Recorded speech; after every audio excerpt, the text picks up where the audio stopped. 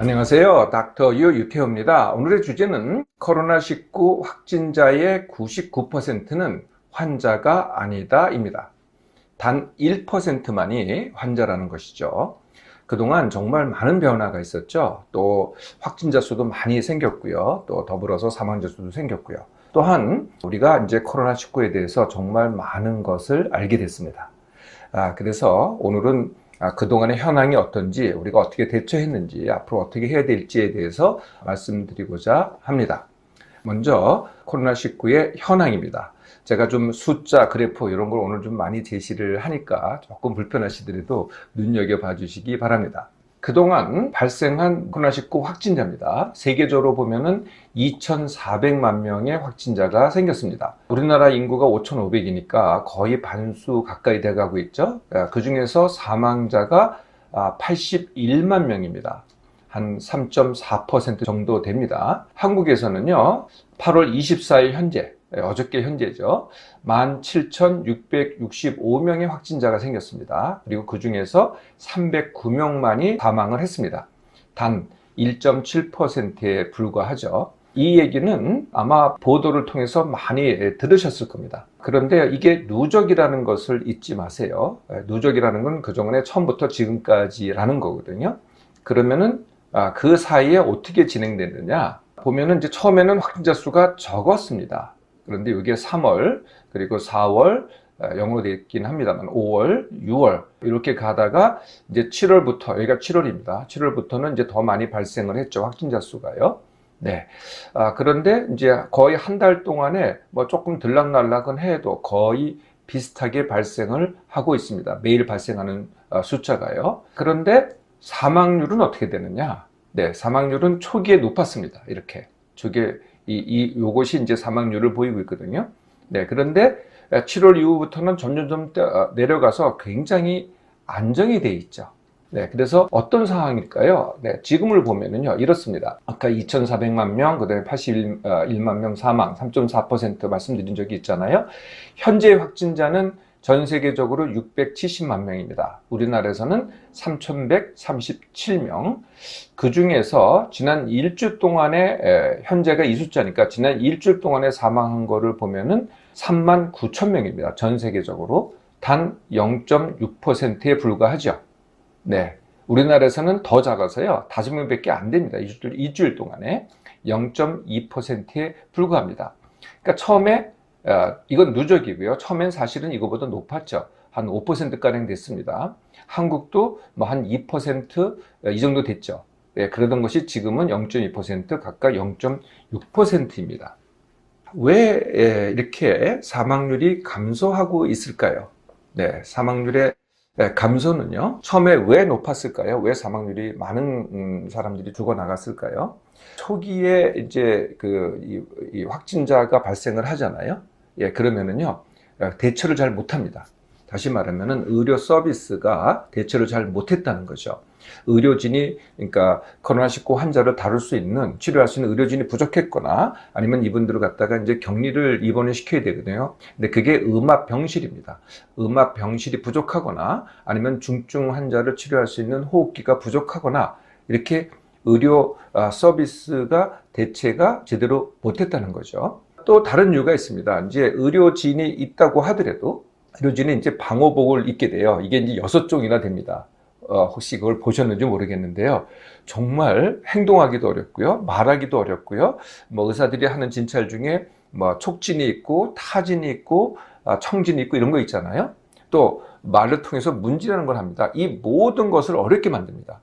네, 그 전에 이런 방호복을 입지 않고 진료를 했다면은 뭐 한 의사가 10명 정도를 갖다가 쉽게 진료할 수 있다고 한다면은 방호복을 입고는요, 한 명도 어렵고요. 그리고 또 굉장히 힘이 듭니다. 의료진의 입장에서는, 네, 의사 입장에서는. 그러니까 어떻게 돼요? 효율성이 떨어지죠. 그래서 이런 이유 때문에 처음에는 사망률이 높았던 겁니다.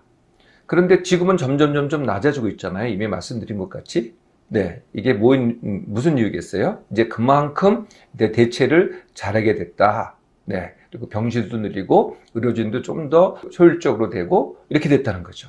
혹시 무슨 치료제가 개발이 돼서 그럴 거라고 생각하지만은요, 치료제 때문은 아닙니다. 지금 유일하게 이제 승인받은 게 에볼라 치료제였던 렘데시비어라는 약입니다. 이게 이렇게 보급도 많이 된 것도 아니고 사실 치료 효과도 그렇게 확실하지도 않습니다.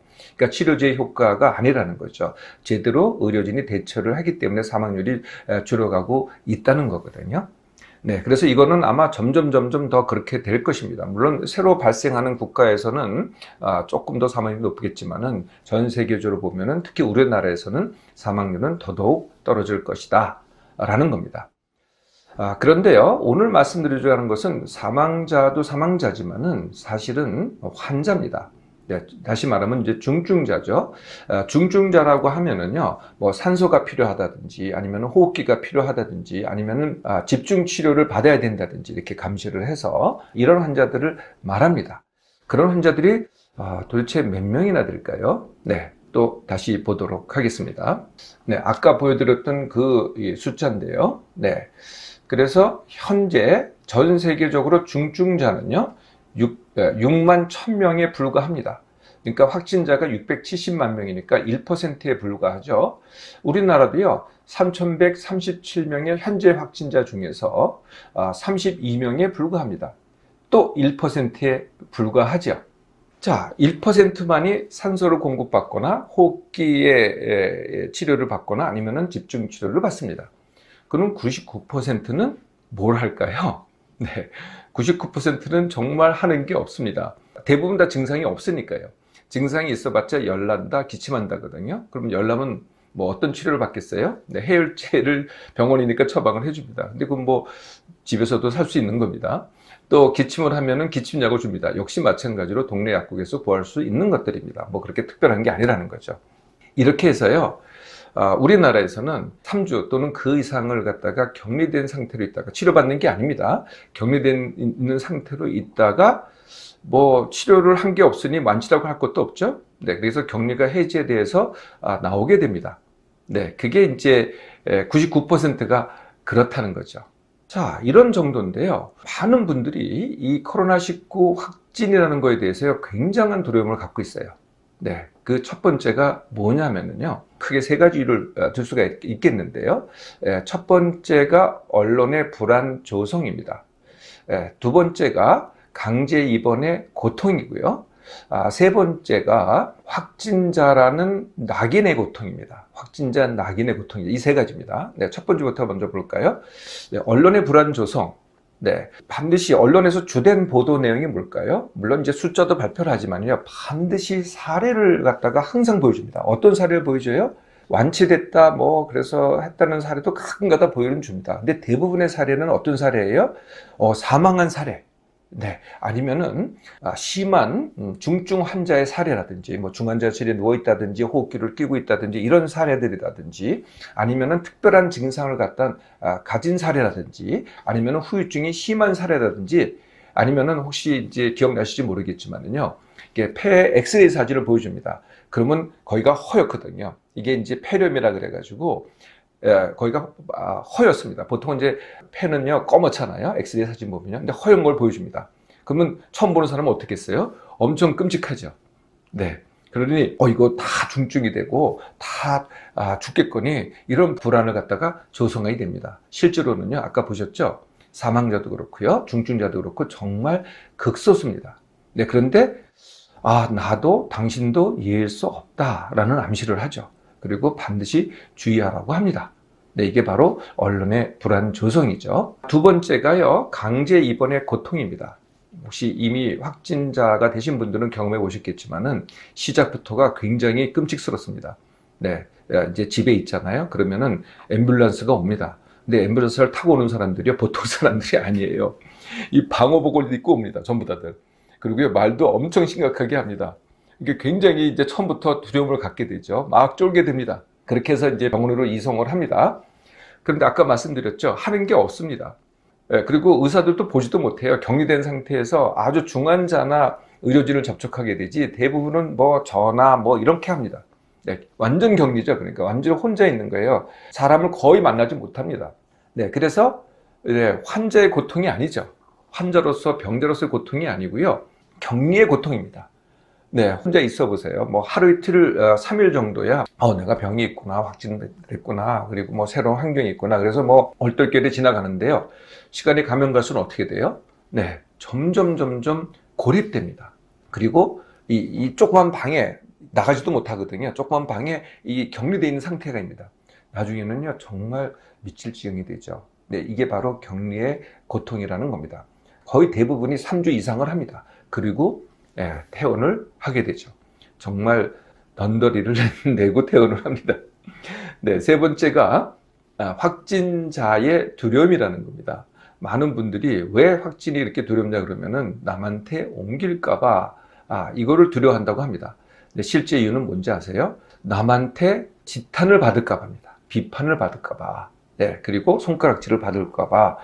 그리고 혹시라도 내가 전파자로 몰리게 되지 않을까. 그리고 또 이제 이것도 언론에서 보도를 하는데요. 지방자치단체에서 위협을 합니다. 구상권을 청구를 하겠다고. 네, 그래서 내가 전파자가 돼서 다른 사람을 해를 줬고 거기에 대해서 많은 경제적인 손해를 입혔다. 그래가지고 그 비용 갖다가 청구하겠다는 겁니다. 예, 그러니 확진자가 된다는 게 얼마나 두렵겠어요. 예, 그래서요, 지금은 국민 대다수가요, 이 코로나19 확진자에 대한 두려움으로 가득 차 있습니다. 네, 그것은요, 바로 누구의 합작품이라고 할까요? 정부의 대책이라고 해야 되겠죠. 정부의 대책과 언론의 합작품이라고 해도 과언이 아닙니다. 과거에도요, 많은 경우가 사실은 불안이 조성된다 그러면은 사실은 이런 합작품의 결과였죠. 현재 우리나라에서, 그리고 사실은 또 대부분의 나라에서 시행되고 있기는 합니다. 있기는 하지만 좀 다른 점이 있거든요. 이 대처 방법이 뭘까요? 이 대처 방법은요, 바로 바이러스 봉쇄 정책입니다. 네, 바이러스를 봉쇄한다는 거를 어떻게 하냐면은 이제 검사를 하고요, 확진자를 찾아내고 또 확진자하고 접촉한 사람을 갖다가 다 추적을 하고 그 다음에 격리를 시키고 그 다음에 방역을 합니다. 이게 다 왜 하겠어요? 이 바이러스를 봉쇄하겠다는 거거든요. 네, 역사상 이 바이러스를 굉장히 많은 이 병을 일으키는 바이러스가 있는데요. 바이러스를 정말 완벽하게 봉쇄시킨 거는요, 딱 하나밖에 없습니다. 네, 천연두 바이러스입니다. 천연두 바이러스만이 유일하게 인류가 봉쇄를 시켰고요. 우리가 이미 경험했던 사스라든지 메르스도 완전 봉쇄는 못 시켰습니다. 그래도 상당하게 봉쇄를 시킬 수가 있었죠. 네, 이 방법입니다. 그래서 계속 봉쇄를 시키겠다는 거거든요. 네, 그런데 코로나19 바이러스 봉쇄가 가능할까요? 네, 이미 많은 사람들이 불가능하다고 생각을 합니다.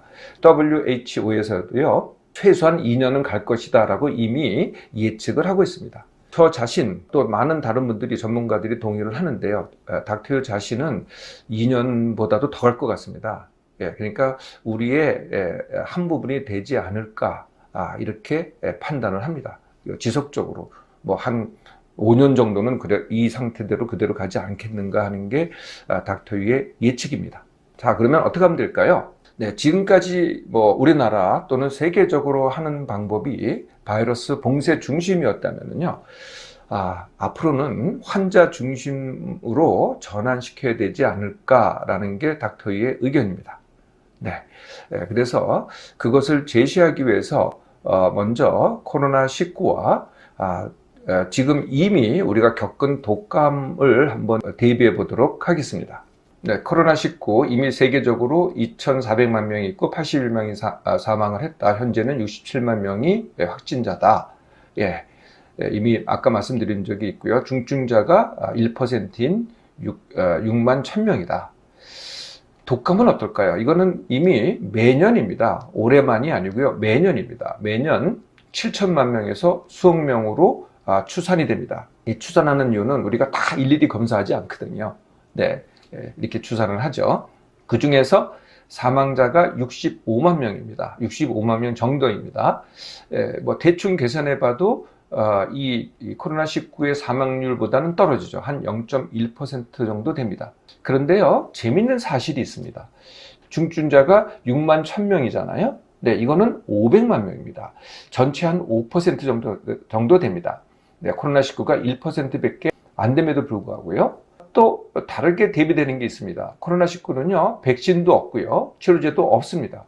반면에 독감은요, 백신도 있고 치료제도 있습니다. 그럼에도 불구하고 중증자가 이렇게 많다는 거거든요. 독감의 치료제는 타미플루라고 있다는 거 이미 알고 계시죠. 그럼에도 중증자가 이렇게 많습니다. 그런데 사망자는요, 이렇게 적습니다. 이 차이가 어디서 날까요?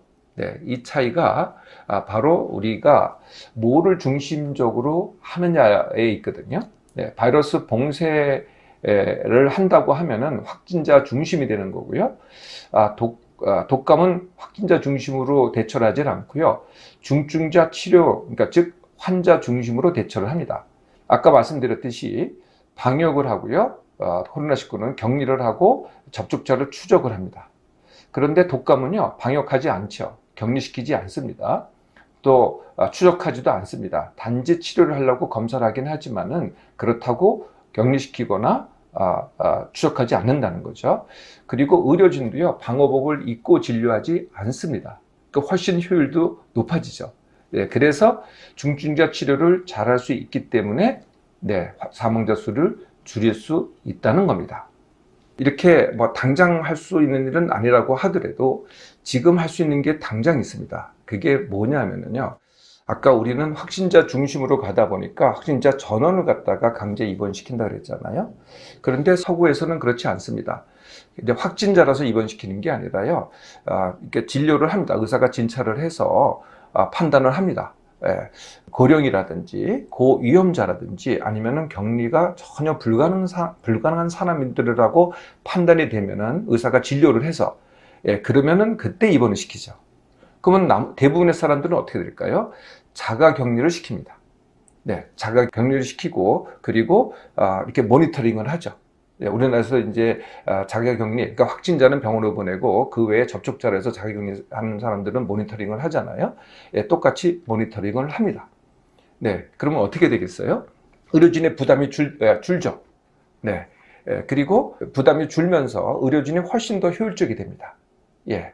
그렇게 되니까 어떻게 돼요? 그래서 치료를 제대로 할 수 있고 사망자를 줄일 수 있다는 거죠. 이거는 지금 당장 할 수 있는 일이라는 겁니다. 네, 이렇게 시작을 하잖아요. 그러면은 어떻게 되겠어요? 점점 국민의 두려움이 줄어들겠죠. 그리고 지금 우리가 이 방역 정책을 핌으로써 어떻게 돼요? 방역에 대한 국가적인 부담이 어마어마하죠. 거기에 들어가는 재원이라든지 인력이라든지 어마어마하잖아요. 그게 줄어들고요. 봉쇄를 줄임으로써 어떻게 돼요? 국민의 삶의 질이 높아지고요. 네, 또 경제도 다시 활성화되기 시작합니다. 코로나19 확진자는요, 환자가 아닙니다. 단지 1%만이요, 중증자가 되거나 아니면 사망을 합니다.